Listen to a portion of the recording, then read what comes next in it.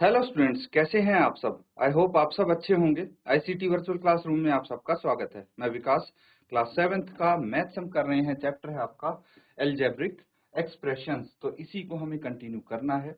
कुछ बेसिक चीजें हम सीख चुके हैं बच्चों कि क्या होती हैं, जैसे टर्म, ठीक है, पद जिसको हम बोलते हैं, ये आपको पता है। टर्म्स क्या होती हैं, पद क्या होते हैं, ठीक है। फिर उसके बाद एक्सप्रेशन क्या होता है। तो टर्म क्या होती है बच्चों, जैसे 4x हो गया, -3 हो गया, ये सब क्या है, टर्म है। अगर मैं इन दोनों टर्म को जोड़ दूं, 4x - 3, ये क्या बन गया, expression. By adding the terms, ये पता है ना बच्चों आपको। अब देखिए फैक्टर्स क्या होते हैं, ये भी हमने सीखा था, गुणनखंड। तो अगर इस टर्म्स की बात करें तो इसके हम फैक्टर्स निकाल सकते हैं। ये एक्सप्रेशन हो गया, तो इसमें टर्म्स कौन सी होगी ये भी हमें पता है। टर्म्स कौन सी होगी, 4x एंड -3। इसमें फैक्टर क्या हो गए, 4 एंड x, ये फैक्टर हो गए इसके, है ना। तो ये चीजें हमें पता है, ये चीजें डिस्कस कर चुके हैं बच्चों। एक बार इसको रिवाइज करने की कोशिश करो, फिर हम आगे कंटिन्यू करते हैं।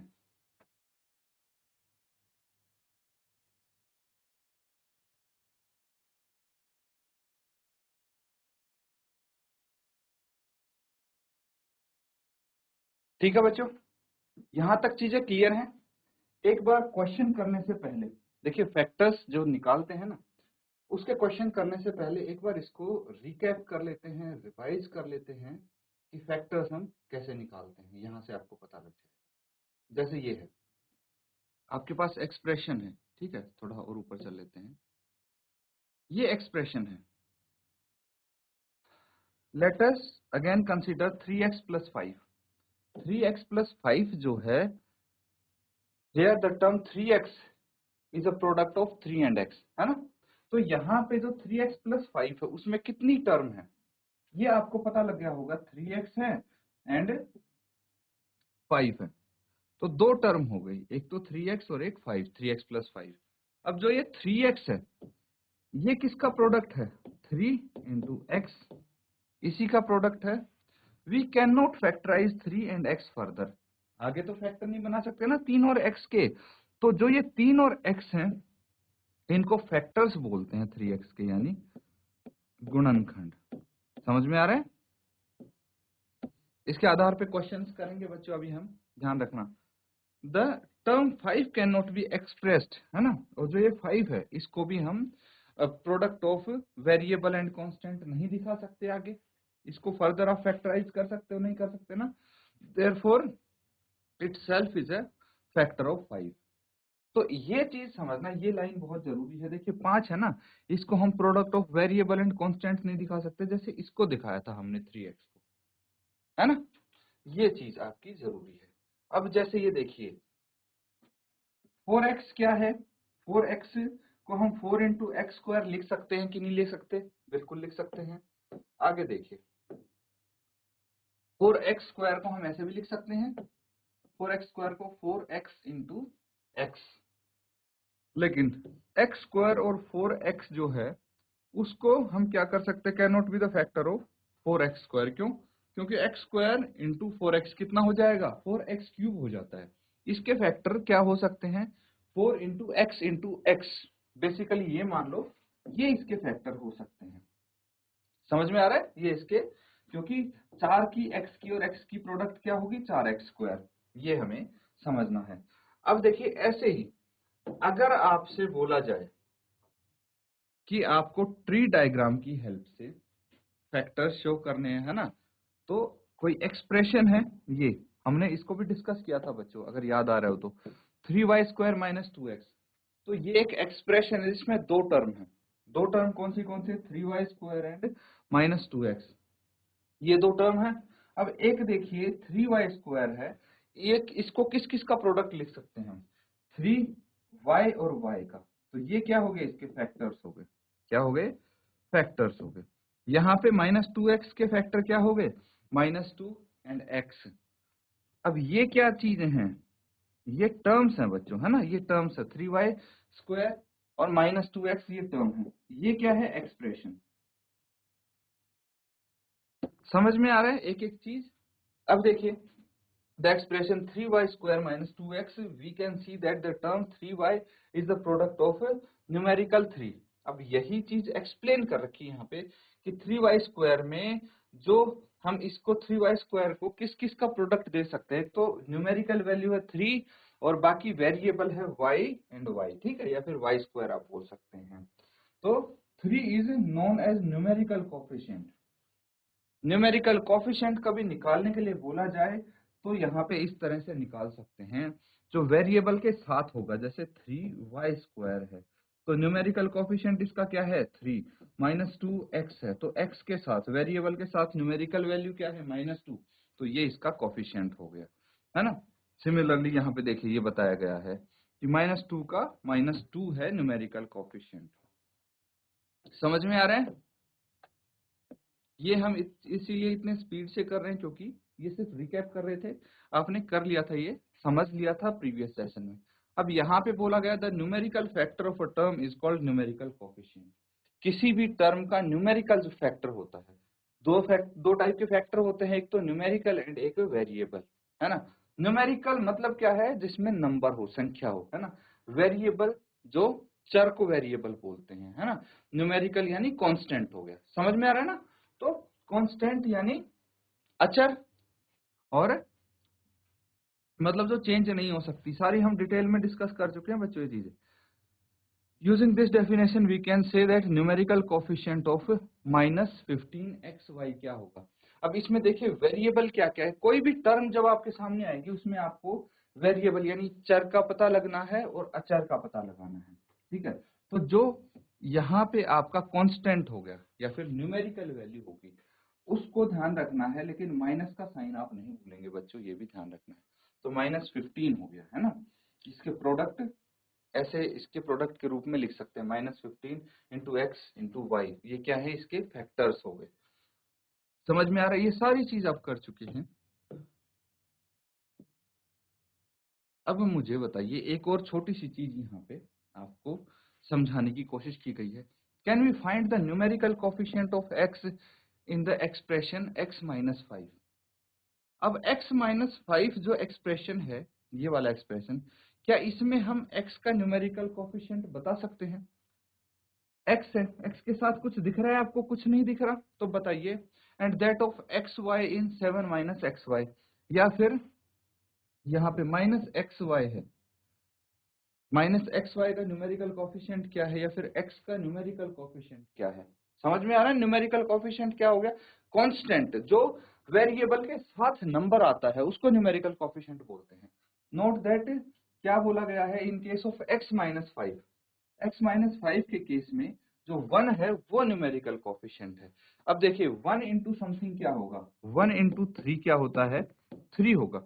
वही चीज हो जाती है अगर मैं 1 इंटू एक्स करूंगा तो क्या हो जाएगा, x लिख लेते हैं हम, तो 1 को हम रिप्रेजेंट शो नहीं करते हैं, ये x है, इसका मतलब आपको पता होना चाहिए कि ये 1 इंटू एक्स ही है, तो इसके साथ 1 है, इसीलिए इस केस में 1 क्या हो जाएगा, न्यूमेरिकल कोफिशिएंट, और इस केस में -1 हो जाएगा, है ना। माइनस का साइन भी तो है और 1 इसके साथ ऑब्वियसली होगा। अब ये चीज आपको समझनी है। अब देखिए in the expression -15xy, xy is said to be algebraic coefficient, है ना। और जो आपका वेरिएबल वाला होता है ना, जैसे यहाँ पे देखिए -15xy है, अगर आपसे एल्जेब्रिक कोफिशिएंट पूछा जाता तो वो xy होगा इस केस में, है ना। अब मेरा क्वेश्चन ये है कि यहाँ पे एल्जेब्रिक कोफिशिएंट क्या होगा, बता सकते हैं तो जल्दी से मुझे कमेंट्स में बताइए। अब ये देखिए, if the coefficient of term is 1, अगर किसी टर्म का कोफिशिएंट 1 है, then it is not written before the term. यही चीज मैं अभी आपको बता रहा था कि किसी जैसे x है ना, इसका कोफिशिएंट 1 है तो 1 को इसके सामने नहीं लिखते। If the coefficient of term is -1 then only negative sign, सिर्फ माइनस का साइन लिखते हैं। जैसे इसका कोफिशिएंट क्या है, न्यूमेरिकल कोफिशिएंट -1 है, लेकिन हम सिर्फ माइनस का साइन लिख रहे हैं यहाँ पे। ये चीज आपको समझनी है। अब एक टर्म आपको दी है, यहाँ पे देखिए क्या दी गई है term. Look at the factorization of term 5x³ y(z)² and दूसरी ये टर्म है 23x³ y(z)²। इनको फैक्टराइज करना है तो कैसे करेंगे, समझिए। सबको अलग अलग कर दिया। 5 है, x³ है, x³ का मतलब क्या है, x को 3 बार मल्टीप्लाई किया जाना है। तो 5 इंटू एक्स एक्स एक्स 3 बार मल्टीप्लाई किया 3 टाइम्स, फिर y सिर्फ 1 टाइम है तो 1 टाइम किया है, z का स्क्वायर है यानी z को 2 बार मल्टीप्लाई किया। सिमिलरली हमने दूसरी वाली टर्म में आप देख सकते हैं, इनको क्या बोल रहे हैं, टर्म है बच्चों, ये ध्यान रखना। ये -23x³ y(z)² ये एक टर्म होगी, ऊपर वाली भी एक टर्म होगी। We can see that the two term have different numerical values। इन दोनों टर्म की अलग अलग न्यूमेरिकल वैल्यू हो, पता है बहुत आसान है। नंबर कौन सा दिख रहा है, पहले टर्म में 5, दूसरी टर्म में -23, यही इनके न्यूमेरिकल वैल्यू हो जाएंगे, जो भी वेरिएबल्स के साथ नंबर दिखेंगे। बट सेम एल्जेब्रिक फैक्टर्स, लेकिन एल्जेब्रिक फैक्टर्स सेम है इनके। यहाँ पे x³ है y(z)² x³ y(z)² है ना, एल्जेब्रिक फैक्टर सेम है, ये चीज समझना है। लेकिन जो न्यूमेरिकल फैक्टर हैं वो अलग अलग हैं। कॉफिशिएंट मतलब इनके अलग अलग हैं टर्म्स के, लेकिन एल्जेब्रिक फैक्टर जो वेरिएबल्स हैं वो एक जैसे हैं। तो क्या बोला जाएगा, each of these term contain same variable x y z, also powers of these variable are same, है ना। तो these term are known as like term. क्या बोलेंगे, लाइक टर्म बोलेंगे। लाइक टर्म यानी समान पद, है ना। लाइक टर्म मतलब समान पद, यहाँ पे आप लिखेंगे।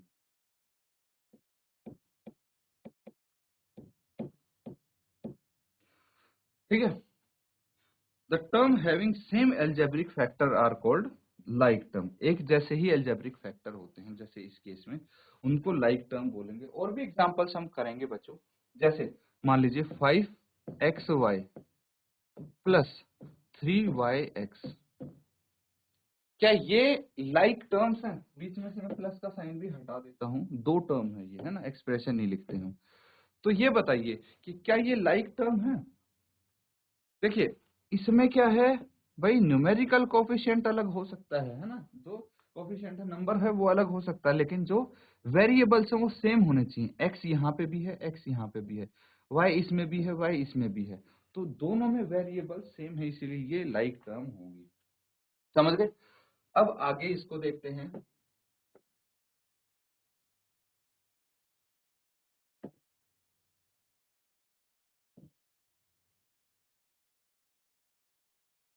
अब यहाँ पे देखिए, let us consider the term 6xy and 6x, है ना।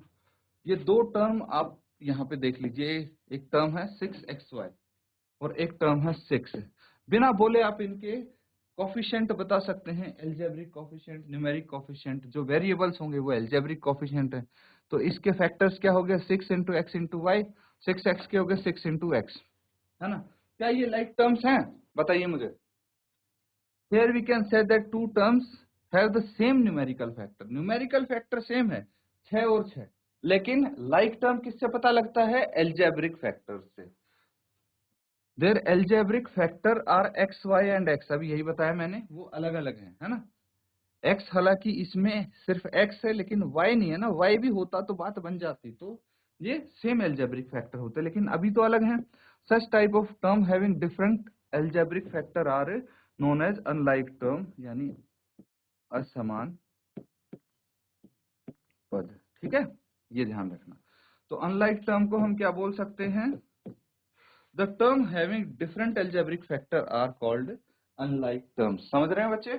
तो इसको आप यहाँ पे नोट डाउन कर लेंगे, किसको, दोनों चीजों को। देखिए लाइक टर्म क्या होती है, अनलाइक टर्म क्या होती है, समझ में आ गए। विद हेल्प ऑफ एग्जाम्पल करेंगे बच्चों, ये दोनों डेफिनेशन आप नोट कर लेंगे।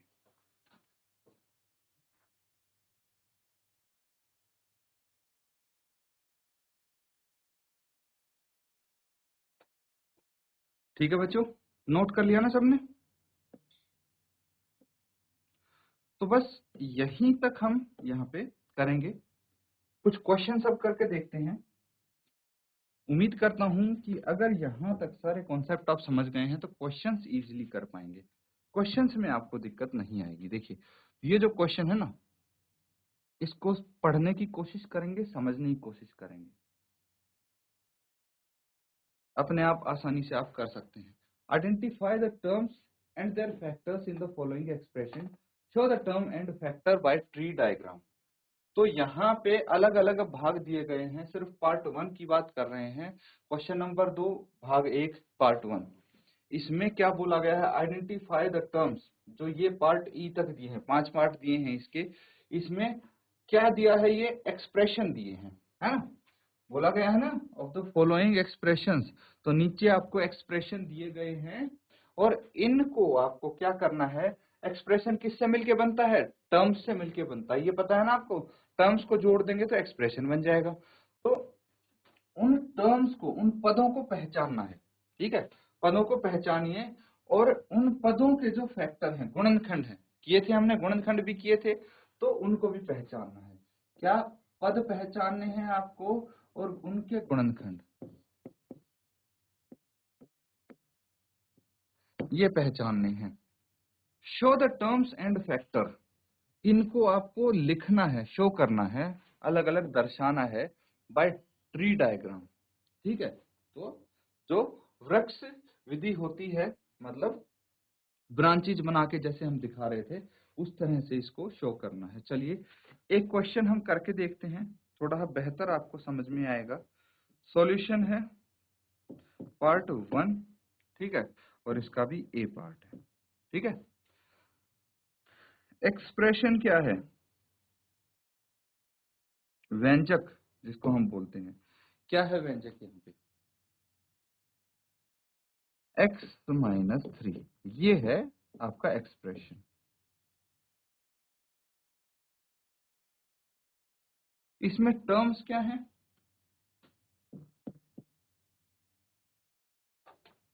टर्म्स हैं x एंड -3, क्या है, x और -3।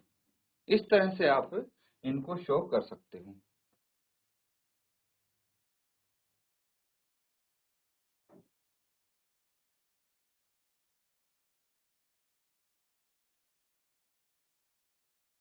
ठीक है बच्चों, तो आई होप आपने इसको सॉल्व करने की कोशिश जरूर की होगी। अब देखिए एक्सप्रेशन हमारे पास यहाँ पे गिवन होता है हर बार, तो एक्सप्रेशन तो यहाँ से देख के लिख लेना है।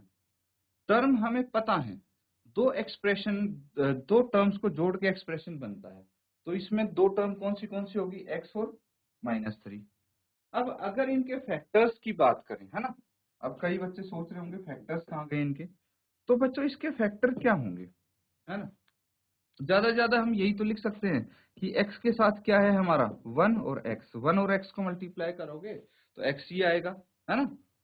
अगर 1 इंटू एक्स होता है, देखिए यही हम डिस्कस कर रहे थे ना कि 1 इंटू एक्स अगर होता है तो उसको x लिखते हैं, है ना, 1 वहां पे नहीं लिखते, नहीं रिप्रेजेंट करते। फैक्टर्स में ज्यादा से ज्यादा आप लिख सकते हो, नहीं भी लिखोगे तो भी कोई दिक्कत नहीं है, ये चीज हमें समझनी है। पार्ट ए सबका हो गया।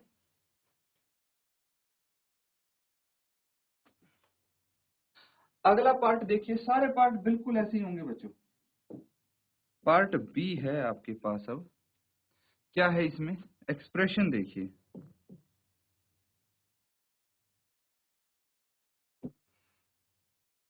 1 plus x plus x square, ये है आपके पास एक्सप्रेशन। अब हर एक टर्म को जोड़ के एक्सप्रेशन बनाया गया है बच्चों यहाँ पे, है ना। तो टर्म्स लिख लीजिए पहले, क्या है, 1 है एक टर्म हो गई, फिर x भी टर्म हो गई एंड एक टर्म एक्स स्क्वायर हो गई। इन सभी टर्म्स को जोड़ के देखिए, आप वेरीफाई कैसे करेंगे, चेक कैसे करेंगे कि आपने टर्म सही लिखी है एक्सप्रेशन से या नहीं। सभी टर्म को वापस से जोड़ दीजिए, 1 प्लस एक्स स्क्वायर, तो ये वापस से आपका ये एक्सप्रेशन बन जाना चाहिए। अगर बन रहा है तो मतलब सही कर रहे हैं आप, नहीं तो कुछ गड़बड़ है। सिंपल ही है ना, खुद चेक भी कर सकते हैं बच्चों आप अपना आंसर। अब क्या करना है, फैक्टर हमारे पास इनके क्या होंगे भाई, 1 का फैक्टर तो 1 ही होता है, x का फैक्टर ज्यादा 1 इंटू एक्स लिख सकते हैं। तो लिखना आपको यहां से है, देखिए इसके फैक्टर्स लिख सकते हैं, क्या क्या लिख सकते हैं, एक्स स्क्वायर को हम किसका प्रोडक्ट लिख सकते हैं, product of x and x, है ना, यही तो फैक्टर होंगे कि भाई दो नंबर का, दो आपको वेरिएबल्स का प्रोडक्ट लिख सकते हैं इसको, तो ये क्या हो गए, इसके फैक्टर हो गए, फैक्टर यही होते हैं। तो अब फिफ्थ क्लास 6 में भी क्या था बच्चों, गुणनखंड फैक्टर क्या होते हैं, है ना, वहां पे नंबर्स के फैक्टर निकाल रहे थे, यहाँ पे वेरिएबल्स जो हैं उनके निकाल रहे हैं आप, इतना फर्क है, फैक्टर्स के बारे में सबको पता है। तो इस तरह से करेंगे। पार्ट सी देखिए, पार्ट सी में क्या है, y माइनस वाई क्यूब, तो ये एक्सप्रेशन हो गया y minus Y cube, factors इसके क्या हो गए, पहले टर्म्स लिख लेंगे y माइनस वाई क्यूब। जल्दी से मुझे इसके फैक्टर्स बता दीजिए अब क्या क्या हो सकते हैं।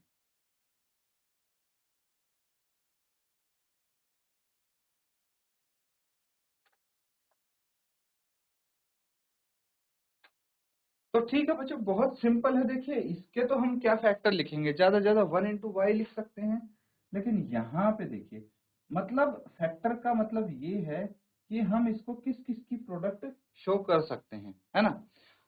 अब वाई क्यूब है, माइनस को अगर यहाँ पे मैं अलग से लिख दूं, -1, -1 इंटू कोई भी वेरिएबल होगा, तो हमने ये सीखा था कि -1 इंटू मान लीजिए एक्स है, तो हम -x लिखेंगे इसको, है ना। तो -x को मैं -1 इंटू एक्स भी तो लिख सकता हूँ, सेम चीज यहाँ पे है, तो मैंने -1 तो लिख दिया अलग से। अब y को कितनी बारी मल्टीप्लाई किया गया है, 3 बार, तो 3y का प्रोडक्ट ये आ जाएगा, है ना।